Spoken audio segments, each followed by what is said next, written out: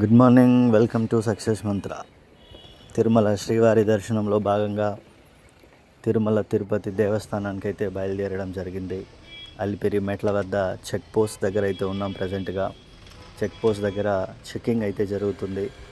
వాహనాలన్నింటినీ check చేస్తూ తరోగా వెహికల్స్ని అయితే పంపిస్తున్నారు. సో ఒకసారి తిరుమలకి వచ్చిన తర్వాత ఆ అనుభూతి వేరు. చాలా రోజుల నుంచి అనుకుంటున్నాం, బట్ ఎప్పుడూ పాసిబుల్ అవ్వలేదు. ఫైనల్గా తిరుమల అయితే ఎంటర్ అయిపోయాం. అలిపిరి గేట్ దాటిన తర్వాత క్లైమేట్ చూస్తే చాలా ప్లెజెంట్గా అనిపిస్తుంది. చాలా cool breeze and cool atmosphere అయితే ఉంది. మా ఫ్యామిలీతో వచ్చాము, నలుగురమే, పాప, బాబు, మా ఆవిడ. సో పైకి అయితే బయలుదేరాం. కొండపైకి ఘాట్ రోడ్లు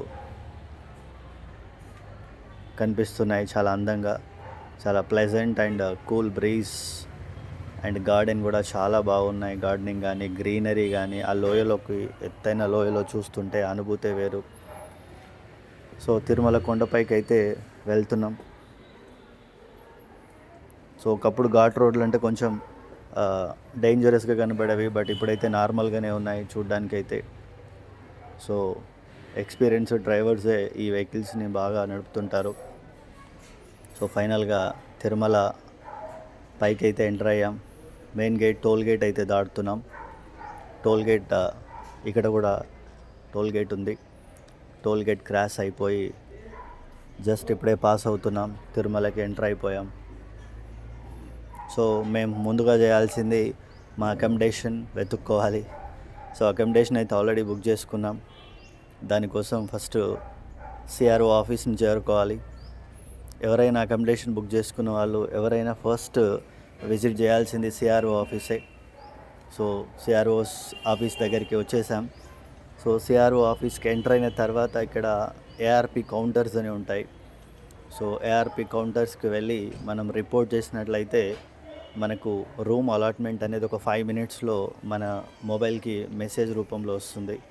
సో దిగి సిఆర్ఓ ఆఫీస్కి వెళ్తున్న క్రమంలో దానికంటే ముందుగా తలనీలాలు సమర్పించుకోవడం జరిగింది. మా బాబు, మా పాప, మా ఆవిడ 5 కత్తర్లు ఇవ్వడం జరిగింది. సో ఆ గ్యాప్లో ఏదైతే మనకు రూమ్ కన్ఫర్మ్ అయ్యే ఈ గ్యాప్లో ఈ తలనీలాల కార్యక్రమం అయిపోయింది. ఏఆర్పి కౌంటర్స్ రిపోర్ట్ చేయడం జరిగింది. మాకు కౌస్తుభం విశ్రాంతి భవనంలో మా అకామిడేషన్ అయితే ఫిక్స్ అయిపోయింది. సో కౌస్తుభం విశ్రాంతి భవనంకి ఎంటర్ అయిపోయాం. ఇవన్నీ 1000 రూపీస్ రూమ్స్ అండి. మనకు డబుల్ బెడ్స్ ఇస్తారు, attached bathroom with hot water ఫెసిలిటీతో. సో ఎంటర్ అయిపోతున్నాం. కౌస్తుభం విశ్రాంతి భవనం చాలా బాగుంది. అంటే 1000 రూపీస్ కాబట్టి క్వాలిటీ ఉందేమో అనిపించింది. సో రూమ్ లోపలికి అయితే వెళ్తున్నాం. రూమ్ వెతుక్కునే క్రమంలో ఫస్ట్ ఇక్కడ రిపోర్ట్ చేయాల్సి ఉంటుంది. రిపోర్ట్ చేస్తే మనకు రూమ్ అలాట్మెంట్ అయితే చేశారు. మా రూమ్ అయితే 230 రూమ్ నంబర్ వెతుక్కుంటూ రూమ్లోకి అయితే వెళ్తున్నాం.